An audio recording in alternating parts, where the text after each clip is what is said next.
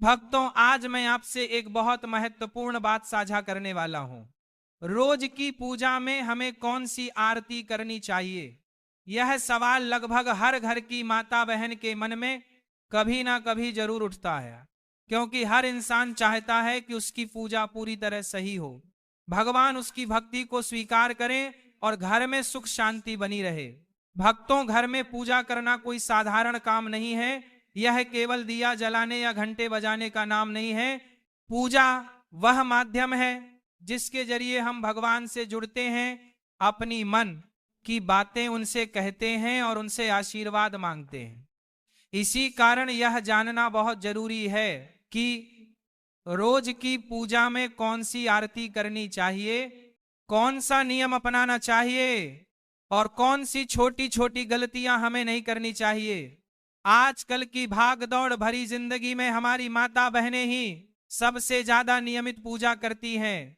सुबह उठकर घर का काम, बच्चों की देखभाल, खाना पीना, इन सब कामों के बीच भी वे पूजा अर्चना के लिए समय निकालती हैं। ऐसी श्रद्धा और प्रेम को भगवान जरूर स्वीकार करते हैं। पर भक्तों, कई बार ज्ञान की कमी की वजह से पूजा में कुछ छोटी सी गलतियां हो जाती हैं जिनका हमें पता भी नहीं चलता। आज की यह पूरी बात उसी के लिए है, ताकि हर माता बहन बिना किसी संदेह के पूरी श्रद्धा से सही तरीके से पूजा कर सके। तो भक्तों, आज हम बहुत सरल तरीके से समझेंगे रोज कौन सी आरती करनी चाहिए, आरती कब करनी चाहिए, पूजा की शुरुआत कैसे होनी चाहिए, कौन से नियम जरूरी हैं और कौन सी आरती रोज करने से घर में बरकत बढ़ती है। भक्तों, हर घर में पूजा का स्थान बहुत पवित्र होता है। यह घर का वह कोना है जहां भगवान रोज बैठकर आपकी प्रार्थनाएं सुनते हैं। जिन घरों में सुबह शाम भगवान के सामने धूप दीप जलता है, आरती होती है, वहां के आधे से ज्यादा कष्ट और बाधाएं वैसे ही दूर होने लगती है। क्योंकि जहां रोज भगवान का स्मरण होता है वहां नकारात्मकता टिक ही नहीं सकती। इसीलिए पहला और सबसे जरूरी नियम है, पूजा जितनी जल्दी हो सके सुबह के समय कर लेनी चाहिए।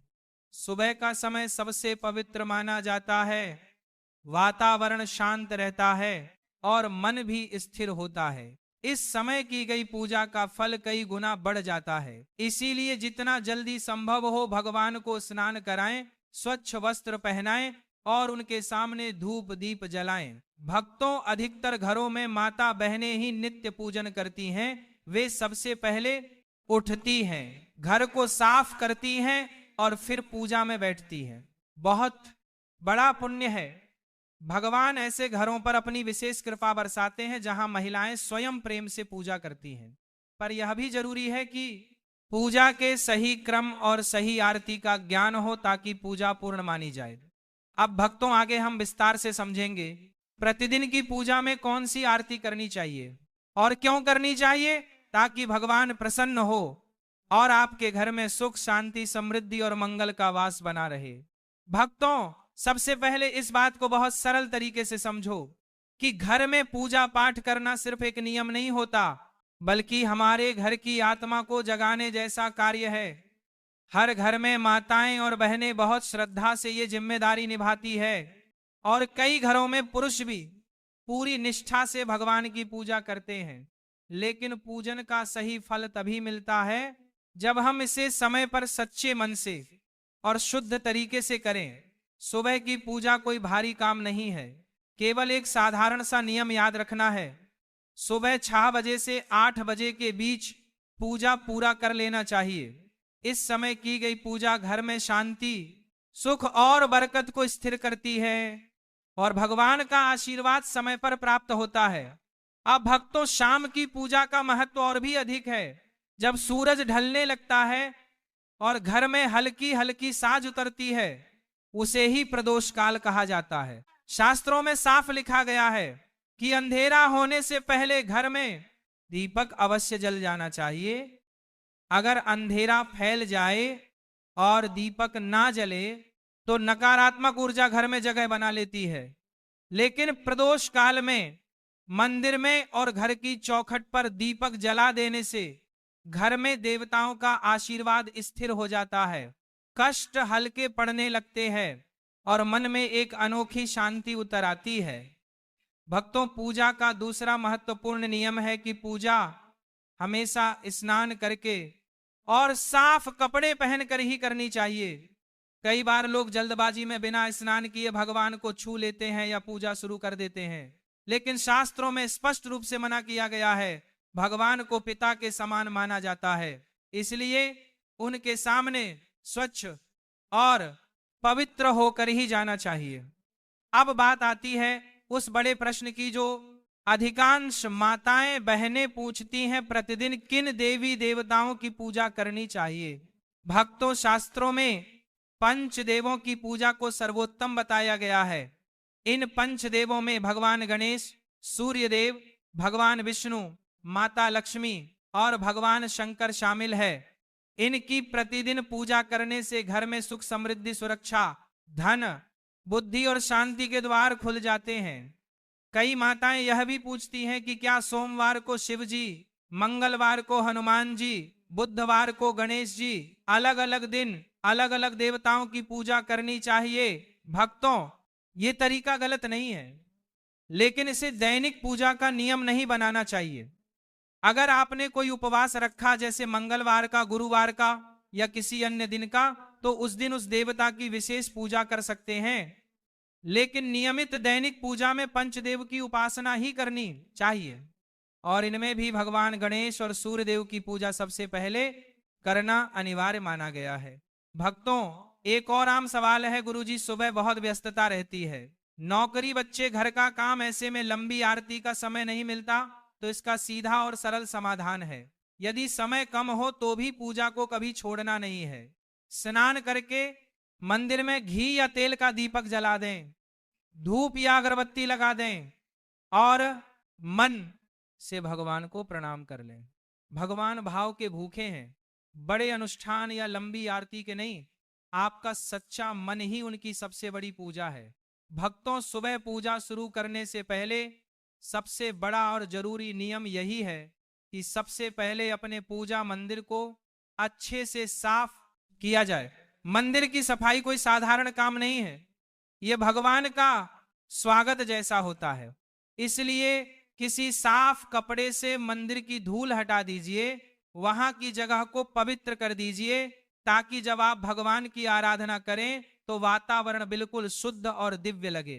भक्तों, यदि आपके मंदिर में लड्डू गोपाल जी विराजमान हैं, तो उन्हें प्रेम से स्नान कराइए। ये स्नान केवल जल का नहीं होता, ये भाव का स्नान होता है, जिसमें आप अपना स्नेह, अपनापन और श्रद्धा उन्हें अर्पित करते हैं।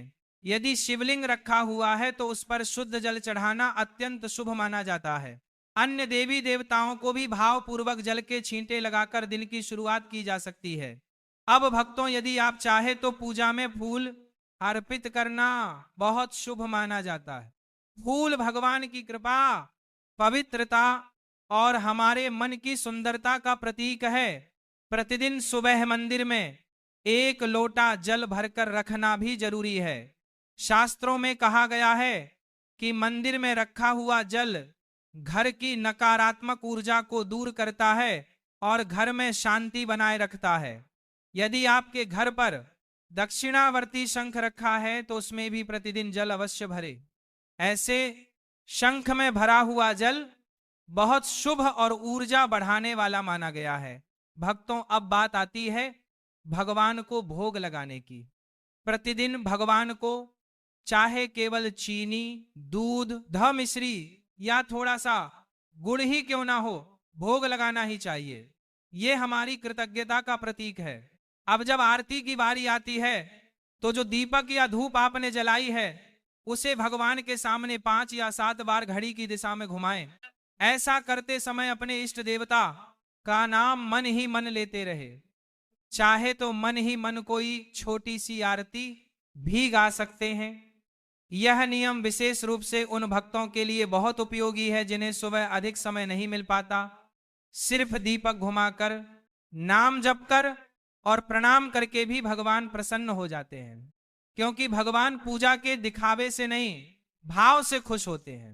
अब भक्तों, जिन घरों में शालिग्राम जी, लड्डू गोपाल जी या भगवान विष्णु की मूर्ति स्थापित है, उनके लिए एक खास नियम है कि प्रतिदिन भगवान को तुलसी दल अवश्य अर्पित करें। तुलसी माता भगवान विष्णु की प्रिय है और शास्त्रों में कहा गया है कि तुलसी के बिना भगवान का भोग अधूरा होता है। यदि संभव हो तो प्रतिदिन लौंग कपूर की आरती भी करें। आप चाहे तो दीपक में रुई की बाती रखकर उस पर लौंग और कपूर डालकर भी आरती कर सकते हैं।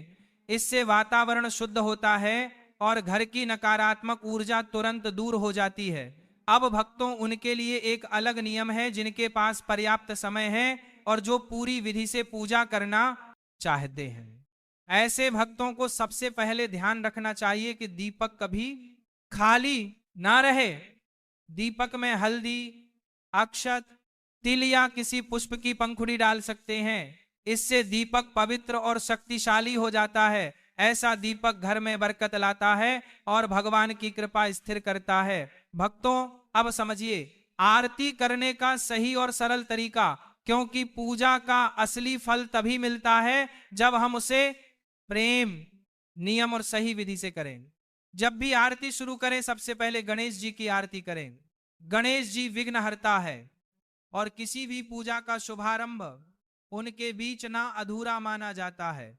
उसके बाद आप जय जगदीश हरे या कोई भी सार्वभौमिक आरती कर सकते हैं।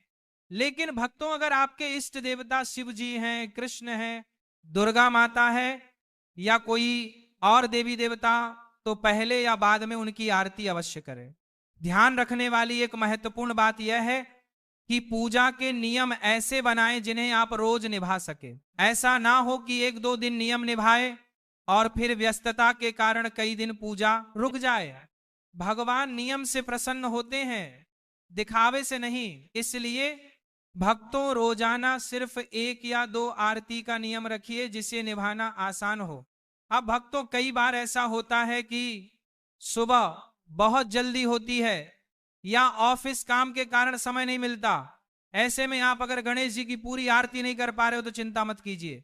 आरती से पहले केवल इतना बोल दीजिए, श्री गणेशाय नमः या ओम गण गणपतये नमः। बस गणेश जी का ध्यान कर लीजिए, आपकी पूजा पूर्ण हो जाती है। अब भक्तों, कपूर की आरती की बात बड़ी खास है। कई भक्त हर दिन कपूर जलाकर आरती करते हैं, तो कपूर आरती हमेशा इस तरह करें। 2 लौंग और 2 कपूर के टुकड़े दीपक में या थाली में रखकर भगवान की आरती करें। लौंग कपूर जलाने से घर की नकारात्मक ऊर्जा तुरंत खत्म कर होती है, वातावरण शुद्ध होता है और देवी देवता अत्यंत प्रसन्न होते हैं। शास्त्रों में कहा गया है कि कपूर जलाना घर की बुरी शक्ति को भस्म कर देता है और सकारात्मकता कई गुना बढ़ जाती है। कपूर आरती के बाद यह पवित्र मंत्र अवश्य बोले, कर्पूर गौरम करुणावतारम संसार सारम भुजगेंद्र हारम सदा वसंतम हृदय वंदे भव्यवाणी सहितम नमामि। यह मंत्र बहुत शक्तिशाली है और इससे सभी देवी देवताओं की आरती पूर्ण मानी जाती है। इसके बाद आरती को थोड़ा ठंडा कर ले, फिर भक्तों 3 बार आरती को अपने ऊपर से उतार कर ग्रहण करें। इससे भक्त भगवान का आशीर्वाद सीधे आपके जीवन में प्रवेश करता है। अब एक और जरूरी बात, आरती हमेशा आसन पर बैठकर करें, कभी भी सीधे जमीन पर खड़े होकर आरती नहीं करनी चाहिए। आपके सिर पर कपड़ा भी होना चाहिए, यह पूजा की पवित्रता बढ़ाता है। भगवान को आरती देने के बाद अपने सर से आरती जरूर ले और फिर उस लौंग कपूर की सुगंध को पूरे घर में घुमा दीजिए। इससे घर से बुरी नजर, रोग दोष और नकारात्मक ऊर्जा दूर हो जाती है।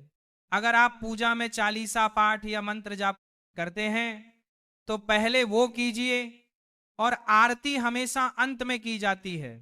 यह नियम याद रखें, आरती के साथ भगवान के सामने थोड़ा भोग और 1 लोटा जल जरूर होना चाहिए। यह पूजा को पूर्णता देता है। अब भक्तों, जो लोग दिन भर व्यस्त रहते हैं वे संक्षेप में भी सरल आरती विधि से पूजा कर सकते हैं। दीपक जलाकर, थोड़ी धूप लगाकर, बस 5 या 7 बार आरती घुमाकर, और जिनके पास समय भरपूर है वे विस्तृत विधि के साथ पूर्ण आरती कर सकते हैं। दोनों ही तरीके भगवान के लिए समान है, क्योंकि भगवान भावना देखते हैं, समय नहीं। तो भक्तों, इसी के साथ यह कथा समाप्त होती है। बोलो राधे राधे।